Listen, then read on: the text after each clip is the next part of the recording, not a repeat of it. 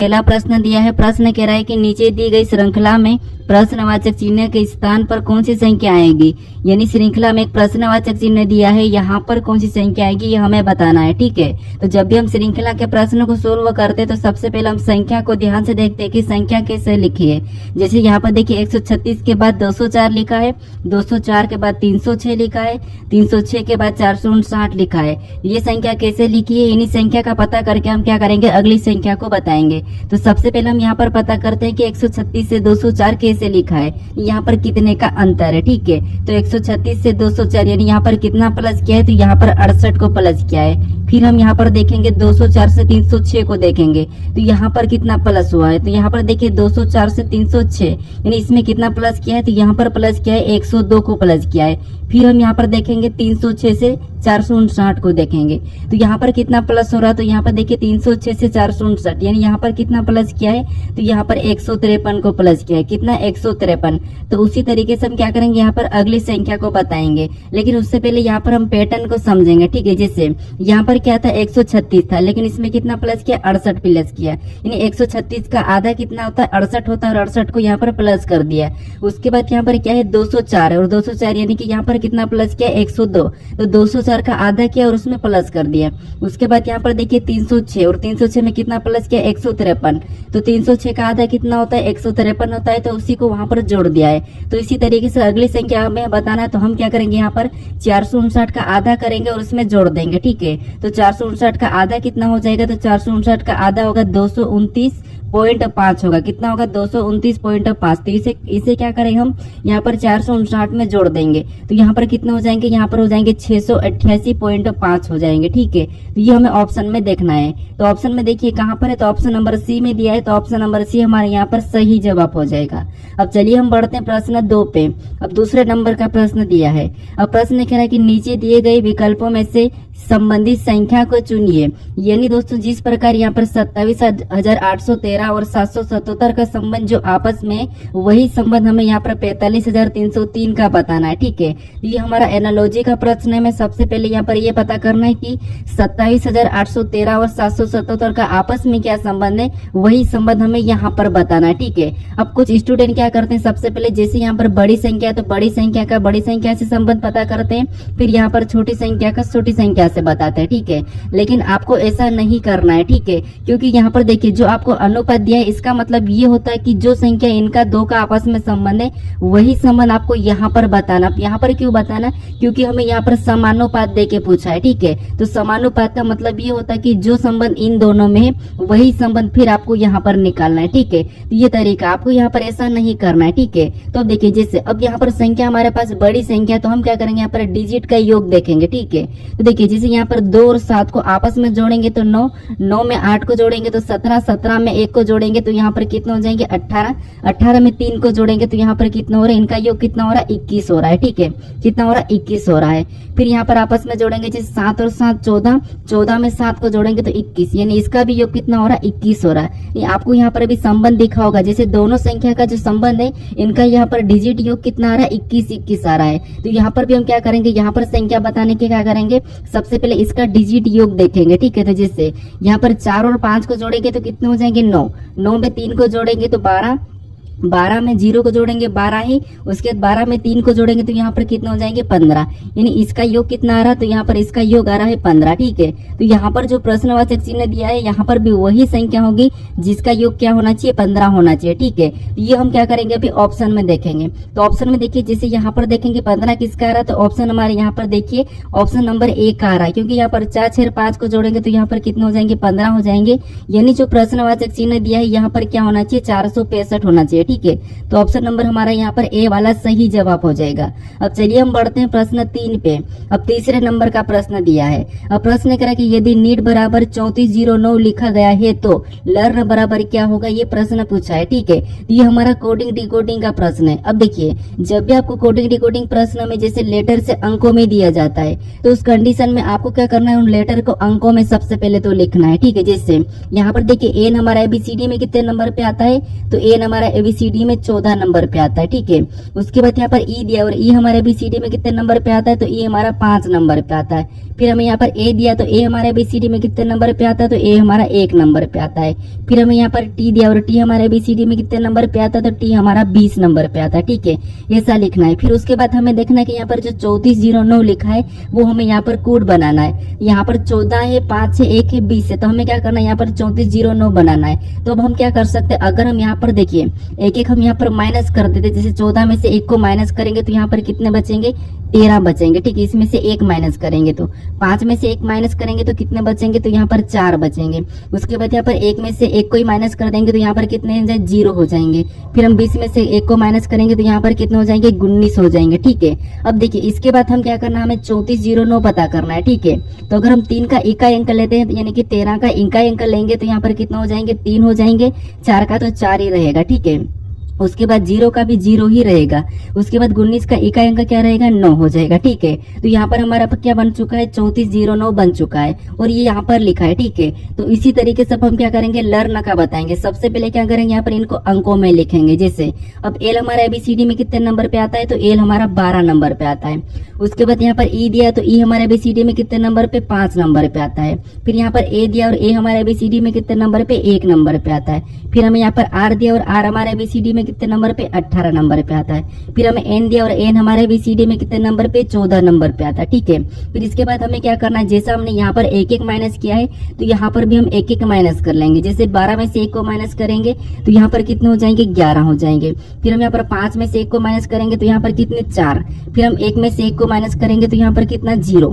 और 18 में से 1 को माइनस करेंगे तो यहाँ पर कितने, 17। फिर यहाँ पर 14 में से 1 को माइनस करेंगे तो यहाँ पर कितने, 13। इसके बाद हम क्या करेंगे, यहाँ पर इनके इकाई अंक को लिखेंगे, ठीक है। जैसे यहाँ पर देखिए 11 का इकाई अंक कितना होगा, तो 11 का इकाई अंक 1, ठीक है। 4 का तो 4 ही रहेगा। उसके बाद यहाँ पर 0 का भी 0 ही रहेगा। 17 का इकाई अंक 7। उसके बाद 13 का इकाई अंक 3, ठीक है। तो ये हमें ऑप्शन में देखना है कि यहाँ पर 14,073 कहाँ पर है। तो हमें ऑप्शन नंबर सी में दिया है, तो ऑप्शन नंबर सी हमारा यहाँ पर सही जवाब होगा, ठीक है। तो आपको इन सभी प्रश्नों को साथ ही साथ सोल्व करते हुए भी चलना है, ठीक है। तो अब चलिए हम बढ़ते हैं प्रश्न 4 पे। अब 4 नंबर का प्रश्न दिया है। अब प्रश्न कह रहा है कि नीचे दिए गए शब्दों के लिए कौन सा वेन आरेख सबसे अच्छा प्रतिनिधित्व करता है। यानी हमें यहाँ पर 3 शब्द दिए, फूल दिया है, तना दिया और जड़ दिया है। इसका वेन आरेख कैसा बनेगा, ये प्रश्न पूछा है, ठीक है। तो देखिए जब भी आपको वेन आरेख के प्रश्न को सोल्व करना है तो सबसे पहले आपको क्या करना है, इन 3 शब्दों को ध्यान से देखना है, ठीक है। जैसे क्या दिया, हमें फूल दिया है, तना दिया और जड़ दिया है, ठीक है। तो आपको ये पता होना चाहिए कि जो आपने तीनों शब्दों को ध्यान से देख रहे हो, क्या उन तीनों शब्दों को आप पहचानते हो, क्या जानते हो। अगर आपको हाँ पता है कि हाँ मैं फूल का मतलब समझता हूँ, तना का मतलब समझता हूँ और जड़ का मतलब समझता हूँ, तो फिर आपको क्या करना, फिर एक एक शब्दों का डायग्राम बनाना है, ठीक है। जैसे यहाँ पर हम क्या करेंगे, सबसे पहले फूल का डायग्राम बनाएंगे। तो ये हमने किसका डायग्राम बना लिया, फूल का डायग्राम बना लिया, ठीक है। उसके बाद अब हम क्या करेंगे, यहाँ पर दूसरे शब्द का बनाएंगे। जैसे दूसरा शब्द में यहाँ पर क्या दिया, तना दिया है। अब देखिए तना का डायग्राम बनाने से पहले आपको क्या देखना है, जैसे आपने जो फूल का डायग्राम बनाया तो क्या तना और फूल का जो आपस में कोई संबंध है क्या, तो आप कहोगे नहीं, क्योंकि तना भले ही एक पौधे का ही हिस्सा है लेकिन तना और फूल का आपस में कोई संबंध नहीं है। क्योंकि भले ये पौधे का हिस्सा है लेकिन आपस में संबंध नहीं है, तो तने का डायग्राम कैसा बनेगा, अलग बन जाएगा। फिर हम यहाँ पर क्या करेंगे, यहाँ पर तीसरे शब्द का बनाएंगे, जो कि तीसरा शब्द हमें यहाँ पर दिया है जड़। तो जड़ का बनाने से पहले आपको देखना कि जड़ और तने का आपस में कोई संबंध है क्या, तो नहीं है। और तना और फूल में आपस में संबंध है क्या, तो नहीं है। यानी यहाँ पर तीनों का आपस में कोई भी संबंध नहीं है, तो इसका मतलब इसका भी डायग्राम अलग ही बनेगा, यानी कि जड़ का भी अलग ही बन जाएगा। हाँ, ये दोनों यानी तीनों के तीनों शब्द ये पौधे का संबंध है लेकिन ये तीनों अलग है, तो इसका डायग्राम कैसा बनेगा, कुछ इस टाइप से बनेगा। तो ये हमें ऑप्शन में देखना है कहाँ पर है, तो ऑप्शन नंबर हमें सी में दिया है, तो ऑप्शन नंबर सी हमारा यहाँ पर सही जवाब हो जाएगा, ठीक है। अब चलिए हम बढ़ते हैं प्रश्न 5 पे। अब 5 नंबर का प्रश्न दिया है। अब प्रश्न कह रहा है कि एक निश्चित कोड भाषा में वर्बल को QNMYX के रूप में लिखा जाता है और सर्च को MNXZF के रूप में लिखा जाता है।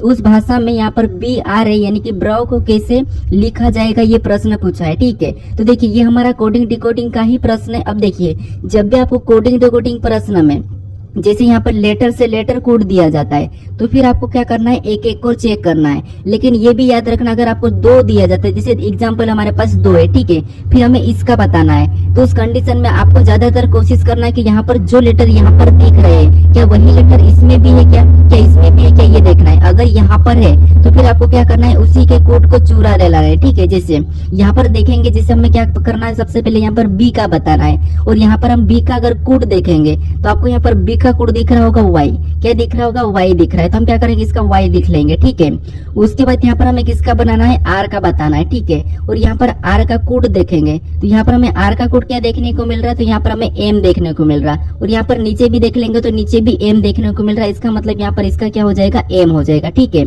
उसके बाद हमें यहाँ पर ए का बताना है, तो ए का कोड यहाँ पर क्या देखने को मिल रहा है, तो यहाँ पर ए का कोड एक्स देखने को मिल रहा है, नीचे में भी हमें ए का कोड एक्स ही देखने को मिल रहा है, तो यहाँ पर हम क्या करेंगे, इसमें भी एक्स को ही रख लेंगे। ठीक है, उसके बाद हमें यहाँ पर वी का बताना है। अब वी का देखिए, वी का देखेंगे तो वी कहाँ पर दिया है, यहाँ पर दिया है, और वी का कोड यहाँ पर क्या दिया है, क्यू दिया है, तो यहाँ पर भी क्या हो जाएगा, क्यू हो जाएगा। ठीक है, उसके बाद हमें यहाँ पर वी का लेना है। अब वी का यानी कि ई का, तो ई का कोड यहाँ पर क्या दिया है, एन दिया है, तो यहाँ पर क्या करेंगे, मैं इसका भी एन ले लेंगे। ठीक है, अब हम ये ऑप्शन में देखेंगे कि Y M X Q N कहाँ पर है, तो वाई एक्स एम यानी यहाँ पर देखिए ऑप्शन नंबर हमें ए में दिया है, तो ऑप्शन नंबर हमारा यहाँ पर ए वाला सही जवाब होगा। ठीक है, तो आपको सबसे पहले तो ये वाली कोशिश करना है, अगर आपको 2 एग्जाम्पल दे तो, नहीं तो बाकी आपको क्या करना है, एक एक लेटर को देखना है कि कितना माइनस करके लिखा है, कितना प्लस करके लिखा है, ये पूरा चेक करना है। ठीक है, अब चलिए हम बढ़ते हैं प्रश्न 6 पे। अब 6 नंबर का प्रश्न दिया है। अब प्रश्न करें कि निम्नलिखित विकल्पों में से असंगत संख्या का चयन कीजिए। यानी दोस्तों यहाँ पर हमारे पास 4 विकल्प दिए हैं। ठीक है, इसमें से 3 किसी न किसी रूप से समान है, लेकिन एक अलग है, उसी का हमें बताना है। ठीक है, उसी का चयन करना है। अब देखिए, सबसे पहले आपको यहाँ पर देखना है, जैसे यहाँ पर क्या दिया है, 16 और 30 दिया है, तो इनका आपस में संबंध क्या है, फिर 14 और 26 का आपस में कैसा संबंध है, 18 और 34 का आपस में कैसा संबंध है, और 44 और 84 में आपस में कैसा संबंध है, ये सबसे पहले चेक करना है। ठीक है, जैसे अगर हम यहाँ पर 16 का 2 गुना करेंगे, 16 का 2 गुना करेंगे और माइनस क्या करेंगे, 2 को करेंगे, तब हमारे कितने हो जाएंगे, 30 हो जाएंगे। उसके बाद यहाँ पर 14 का भी 2 गुना करेंगे और 2 गुना करके इसमें भी -2 कर लेंगे, तो कितने होंगे, 26। उसके बाद देखिए 18 का 2 गुना कितना होगा, 36, और 36 में भी -2 करेंगे तो यहाँ पर 34। ठीक है, उसी तरह यहाँ पर देखेंगे 44 का 2 गुना, तो 44 का 2 गुना कितना होता है, तो आप कहोगे 44 का 2 गुना 88 होता है। कितना होता है, 88 होता है, और 88 में से 2 माइनस करेंगे तो यहाँ पर क्या होना चाहिए था, 86 होना चाहिए था। कितना होना चाहिए था, 86 होना चाहिए था, लेकिन यहाँ पर क्या लिखा है, 84 लिखा है। ये हमारे पास यहाँ पर ये 3 तो एक जैसे हैं, लेकिन ये हमारा ऑप्शन नंबर डी वाला अलग है, तो यही वाला हमारा यहाँ पर सही जवाब होगा। ठीक है, ये हमारा क्या है, असंगत है, ये वाला हमारा यहाँ पर सही जवाब होगा। ठीक है, अब चलिए हम बढ़ते हैं प्रश्न 7 पे। अब 7 नंबर का प्रश्न दिया है। अब प्रश्न कह रहा है कि यदि दी गई शीट को मोड़कर एक घन का आकार दिया जाता है तो विकल्पों में से कौन सी आकृति संभव नहीं है। यानी ये हमारे पास एक खुला पासा दिया है, इसको कौन सा यहाँ पर मोड़कर बनाएंगे कि यहाँ पर संभव नहीं है, ये प्रश्न पूछ रहा है। ठीक है, ये कौन सा विकल्प इसे हम मोड़कर नहीं बना सकते, ये प्रश्न पूछ रहा है। तो देखिए, सबसे पहले आपको क्या करना है, जो हमारे पास खुला पासा है उसमें विपरीत निकालना है। ठीक है, जैसे यहाँ पर विपरीत कैसे निकालेंगे, तो एक छोड़ के एक चलेंगे, जैसे एम का विपरीत क्या हो जाएगा, एंड हो जाएगा। ठीक है, तो यहाँ पर हम लिख लेंगे एम का विपरीत क्या हो गया, तो एम का विपरीत हो गया हमारा एंड। ठीक है, क्या हो गया, एंड। उसके बाद हम यहाँ पर देखेंगे और विपरीत, जैसे यहाँ पर देखिए डब्ल्यू का विपरीत क्या हो जाएगा, एन, तो यहाँ पर हम लिख लेंगे डब्ल्यू का विपरीत क्या है, तो एन है। ठीक है, ये क्या है, एन है। उसके बाद और देखेंगे तो यहाँ पर हमारा क्या है, टी के विपरीत क्या हो जाएगा, के हो जाएगा। ठीक है, तो टी के विपरीत क्या हो गया, तो टी के विपरीत हमारा के हो गया। अब देखिए, हमें यहाँ पर प्रश्न करा कि संभव नहीं है, इसका मतलब ये है कि संभव नहीं है, इसका मतलब ये है कि दोनों विपरीत एक साथ दिखाई देंगे। ठीक है, वो नहीं बनाया जा सकता।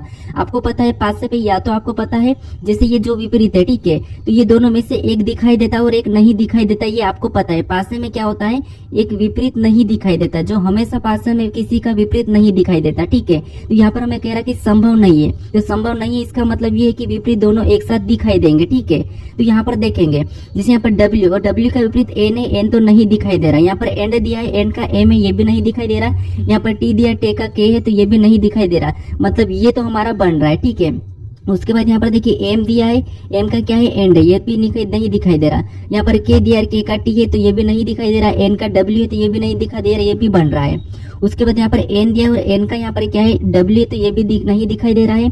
एन का यहाँ पर एम है, वो भी नहीं दिखाई दे रहा। टी का के है, तो ये भी नहीं दिखाई दे रहा, ये भी बन रहा है। उसके बाद यहाँ पर देखिए हमारे पास एंड और एम, एंड और एम हमारे पास यहाँ पर एक साथ दिखाई दे रहे हैं, तो ये संभव नहीं है, इसको हम यहाँ पर नहीं बनाया जा सकता है। तो इसीलिए ऑप्शन नंबर हमारा यहाँ पर डी वाला सही जवाब होगा। ठीक है, बाकी यहाँ पर संभव है, ये हमारा ऑप्शन नंबर डी वाला संभव नहीं है, तो ऑप्शन नंबर डी हमारे यहाँ पर सही जवाब हो जाएगा। अब चलिए हम बढ़ते हैं प्रश्न